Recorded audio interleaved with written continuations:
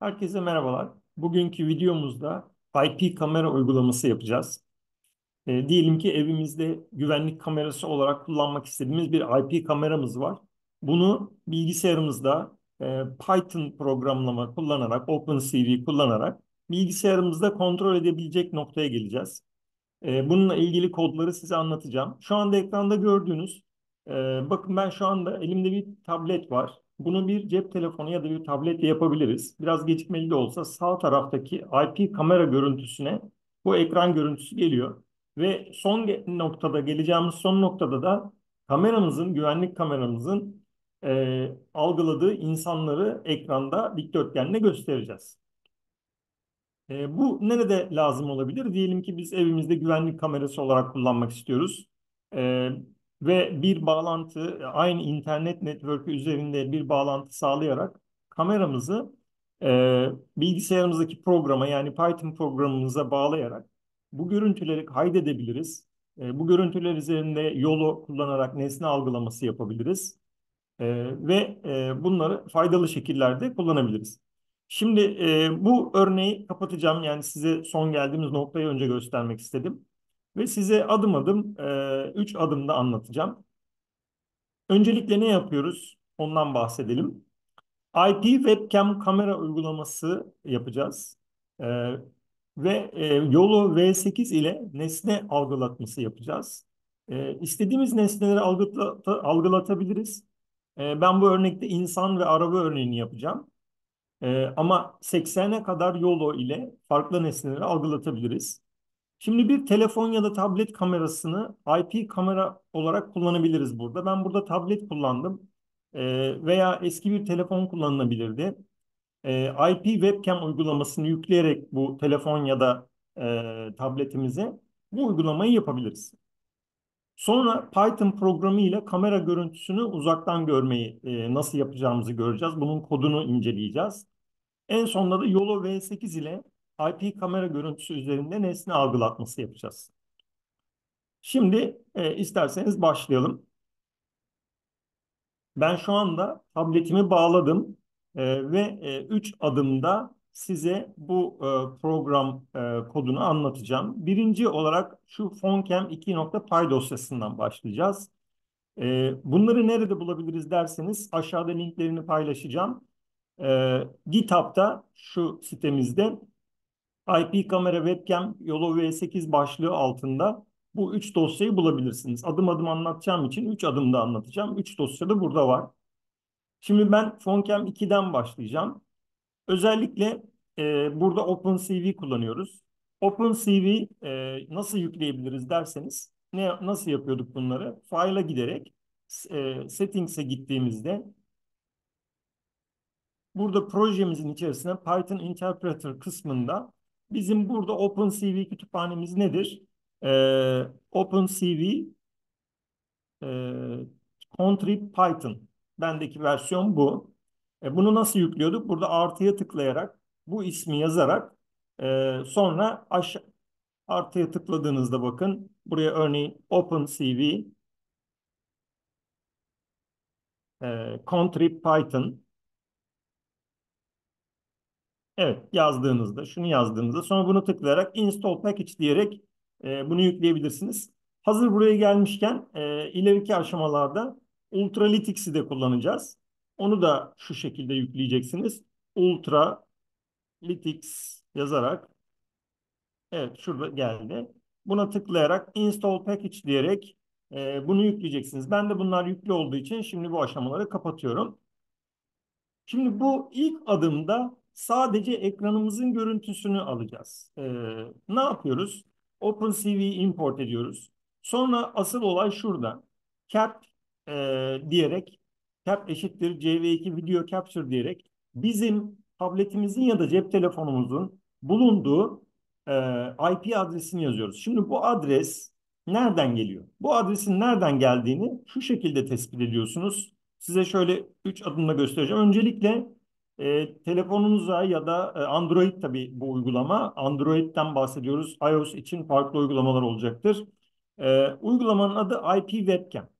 Google'da IP Webcam yazarsanız şu şekilde bir ikonu olan Pavel Klebovic tarafından yüklenmiş olan uygulama. Bu uygulamayı ben kullandım. Size de bunu öneriyorum. Bu uygulamayı yüklemeniz gerekiyor önce telefon ya da tabletinize.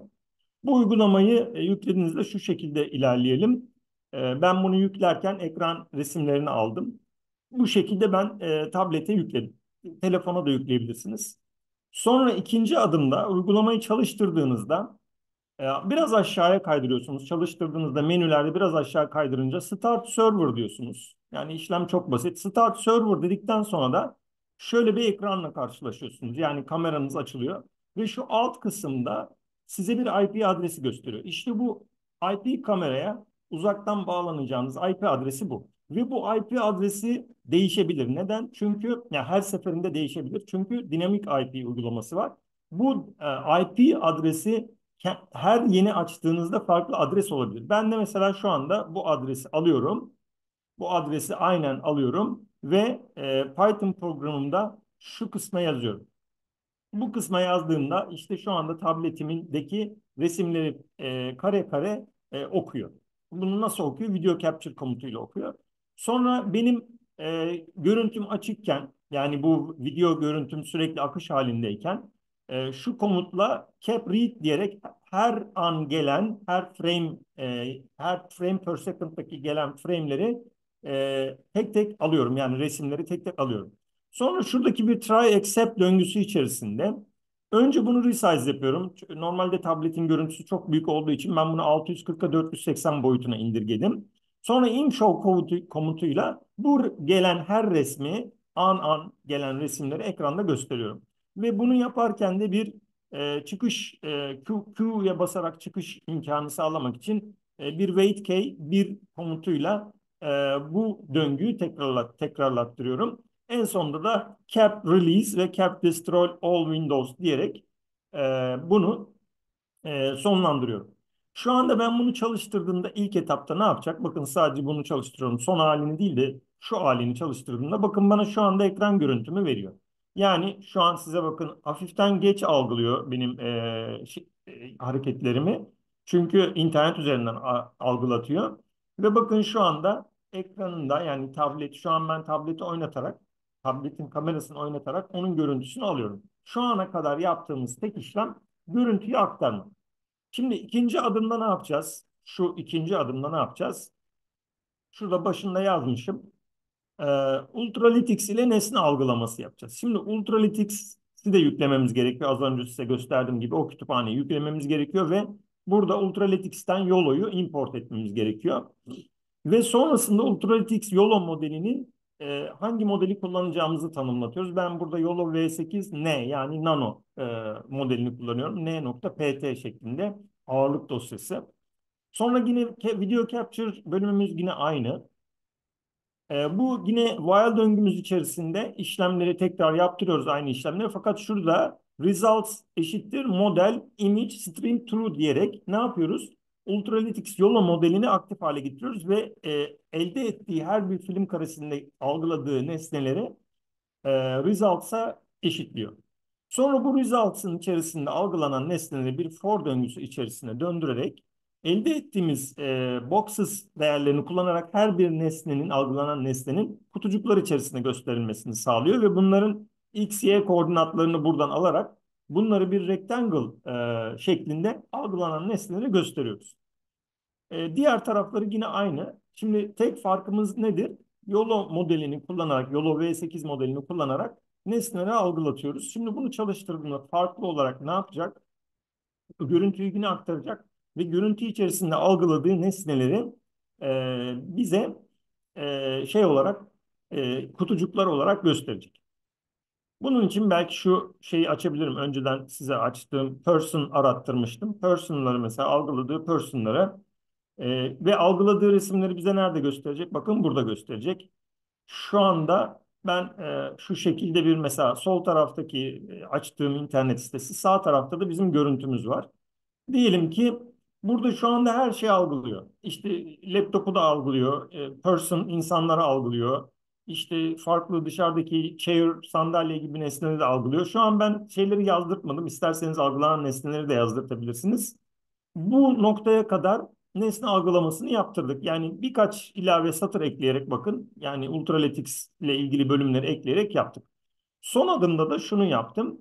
Ben sadece mesela insanları algılatmak istiyorsam ne yapabilirim? O zaman da aşağıda mesela burada başında ne demişim bakın. Sadece insan ya da sadece araba algılatma demişim. Yine importlarımız aynı. Yine modelimiz aynı. Şu kısımda YOLO modelimiz aynı. Sonra class names'lerimizi tanımlıyoruz. Yani işte 80'e kadar 80 tane class var ve person'da sıfırıncı class. Yani class ID'si sıfır olan class person, insan. Şimdi biz onu sadece seçtireceğiz. Bu kısımlar yine aynı, bakın bu bölüm aynı. Aşağıda class name'i çağırıyoruz. CLS eşittir int box class 0 diyerek class'ın ID'sini alıyoruz. Bunu isterseniz burada class ID'sini yazdırmışım ben görmek için. Sonra bu class eğer sıfıra eşitse, yani eğer insansa, o zaman rectangle'ı çiz. Yani dikdörtgeni o zaman çiz sadece diyoruz. Şimdi bunu çalıştırdığımda da sadece insanlar algılayacak. Başka şeyleri algılasa da göstermeyecek. Dolayısıyla şimdi biz yine, ben sol tarafta insanları açayım. Sağ tarafta da bizim çalıştığı zaman şeyimiz çıkacak. Algılanan görüntüler çıkacak. Bakın şu anda açıldı. Sol tarafta da bakın insan resimleri var. Şöyle size biraz geç geliyor tabii. Evet. Sol tarafta algılanan insan resimlerini şu şekilde. Bakın diğer etraftaki diğer nesneleri artık algılamıyor. İşte sol taraftaki cisimleri algılamıyor. Sadece insan resimlerini algılıyor. Gördüğünüz gibi sadece insan resimlerini algılatıyor. Mesela ben buraya person değil de car yazarsam araba resimleri çıkacak. Şimdi araba resimlerini şu anda algılıyor. Biraz geç geliyor bakın. İnternet üzerinden algıladığı için sağ taraftaki bölüm geç geliyor. Ama şu anda bakın resim değişti. Bakın arabalar var. Arabalar insan olmadığı için. Şuradaki bir insan gibi algılıyor bakın buradaki bir şeyi. Ama o da yanlış. Böyle hatalar olabiliyor. Şimdi peki o zaman arabayı algılatmak için ne yapabiliriz? Bunu durduralım. Arabayı algılatmak için de sadece şuraya bakın, araba için 2 yazacaksınız. 2 yazdığımızda bunu tekrar çalıştıralım. Tabii çalışma süresi biraz zaman alıyor. Ama bu şekilde biz diyelim ki bir güvenlik amaçlı kullanabiliriz bunu. Evimizin önüne bir eski kullanmadığımız bir telefonu bu şekilde bir IP webcam uygulaması yükleyerek bunu alabiliriz.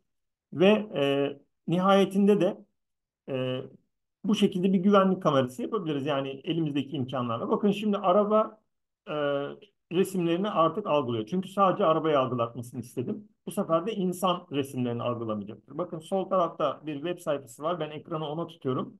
Ve şu anda sağ tarafta da IP kamera görüntüsü diye yazan yerde de bizim arabaları algılatıyor. İşte diyelim ki bir araba algıladı ya da bir insan algıladı. Bunları bize programımıza aktarsın. Bu program sürekli çalışıyor ise. Peki bir de bunu ne yapabiliriz? Kaydedebiliriz. Önceki videolarda bu kayıt işleminin nasıl olduğunu defalarca göstermiştim. Onu da size bırakıyorum. Yani bu görüntüyü aldık, bir dosyaya kaydetsin. Bu kaydetme işlemini. Ama bu kaydetme işleminde tabii çok büyük bir dosya olur sürekli kaydederse. Belli aralıklarla kaydetsin. Atıyorum belli bir saatler aralığında kaydetsin. Bunu da siz kendiniz yapabilirsiniz. Onu da size bırakıyorum. Aşağıda yorumlarınızı bekliyorum. Umuyorum faydalı olmuştur. Herkese iyi günler dilerim.